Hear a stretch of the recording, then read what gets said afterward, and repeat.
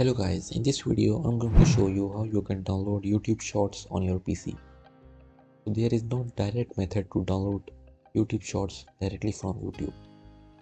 So here when I open up my YouTube on the browser and then if I go to Shorts, you will see no method to download it.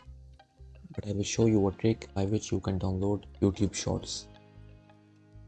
So first you need to click on the share icon and from here you need to copy the link. And then all you need to do is open a new tab and then search for Save Tube and then click on the top link. And here you need to paste the link that you just copied by hitting Ctrl V on your keyboard.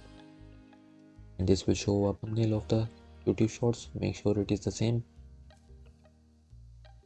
Then if you want to download it in Full HD, click on download. And boom, your video has started to download. Now if I go to my file explorer, you will see the YouTube short has been downloaded. So I hope you found this video useful. Please hit the like button and don't forget to subscribe to our channel. And I will see you in the next tutorial.